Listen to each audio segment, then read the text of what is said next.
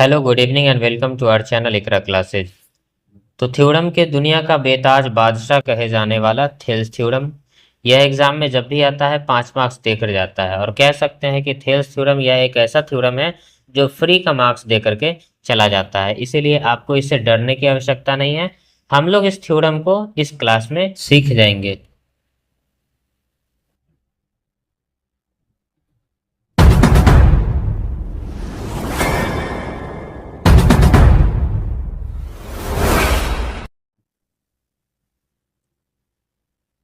Theorem के question को ही कहा जाता है साधारण प्रतिज्ञा। तो इसका साधारण प्रतिज्ञा है कि यदि किसी त्रिभुज में एक भुजा के समांतर एक रेखा खींची जाए तो अन्य दोनों भुजाओं का अनुपात बराबर होगा। यदि किसी त्रिभुज में एक भुजा के समांतर एक रेखा खींची जाए तो अन्य दोनों भुजाओं का अनुपात बराबर होगा। तो इसमें सिद्ध करना है कि AD बटा BD और AE बटा EC ये दोनों आपस में बराबर होते हैं। मतलब ये कि AB को AD और BD दो अनुपात में बांटा और AC को AE और EC दो अनुपात में बांटा, और जबकि ये दोनों आपस में बराबर होते हैं। अब इसको सिद्ध करने के लिए हमें एक रचना की आवश्यकता होती है। तो इससे पहले हम लोग सिद्ध करें उससे पहले हम लोग रचना कर लेते हैं।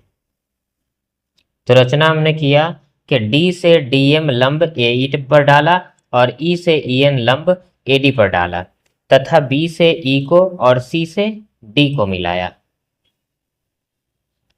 तो रचना हमने किया कि D से DM लंब AE पर डाला और E से EN लंब AD पर डाला तथा B से E को और C से D को मिलाया। तो इसे सिद्ध करने के लिए हम लोग दो चरण का इस्तेमाल करेंगे। पहले चरण में हम लोग त्रिभुज ADE और त्रिभुज BDE के क्षेत्रफल का अनुपात निकालेंगे।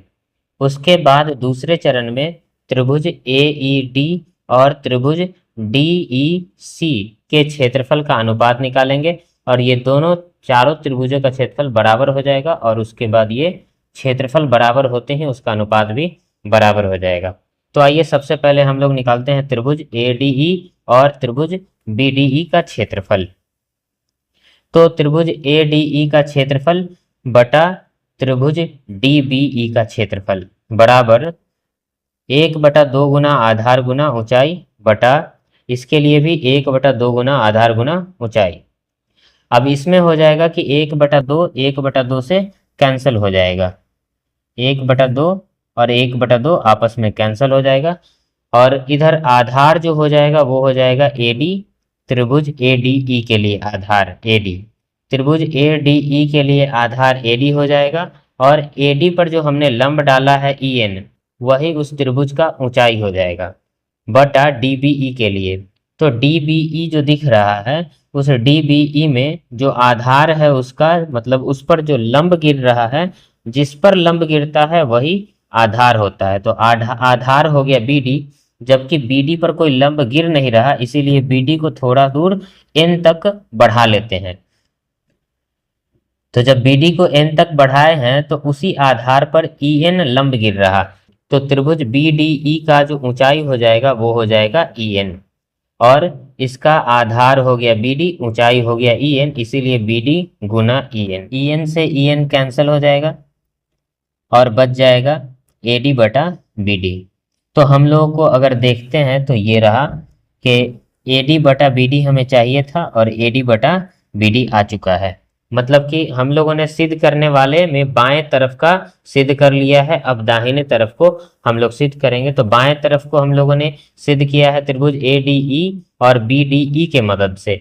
अब दाएं तरफ को सिद्ध करेंगे त्रिभुज AED और त्रिभुज DCE के मदद से। तो अब निकालते हैं क्षेत्रफल त्रिभुज AED और त्रिभुज DEC का। तो लिखते हैं त्रिभुज AED का क्षेत्रफल बटा त्रिभुज DEC का क्षेत्रफल बराबर 1/2 गुना आधार गुना ऊंचाई, AED के लिए भी और DEC के लिए भी 1/2 गुना आधार गुना ऊंचाई।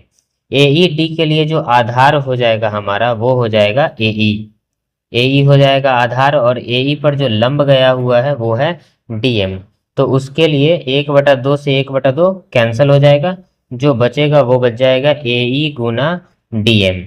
और त्रिभुज डी ई सी का भी यही हल होगा, क्योंकि ई सी जो दिख रहा, इसी पर कोई लंब नहीं आ रहा, इसीलिए किसी भी त्रिभुज की ऊंचाई को उसके लंब से ही मापा जा सकता है। तो इसी को थोड़ा सा आगे बढ़ाते हैं एम तक। तो डी से डाला गया लंब डी एम वही त्रिभुज डी ई सी की ऊंचाई है। तो इसके लिए हो जाएगा आधार ई सी गुना इसका भी लंब हो जाएगा डी एम। डीएम से डीएम कैंसिल हो गया, बच गया ए ई बटा ई सी। ये हमारा दूसरा समीकरण आ गया है। मतलब कि पहले वाले त्रिभुज से जो हम लोगों ने निकाला था वो ए डी बटा बी डी निकाला था, और इस वाले से हम लोगों ने निकाला है ए ई बटा ई सी। मतलब दोनों हमारा आ चुका। अब हम लोग सिद्ध करने के बेहद करीब पहुंच चुके हैं। तो चूंकि त्रिभुज डी बी ई और त्रिभुज डी ई सी दोनों एक ही आधार पर बना दो त्रिभुज है, अगर ऐसा होता है तो इसका मतलब है कि त्रिभुज डी बी ई तथा त्रिभुज डी ई सी का क्षेत्रफल बराबर होगा।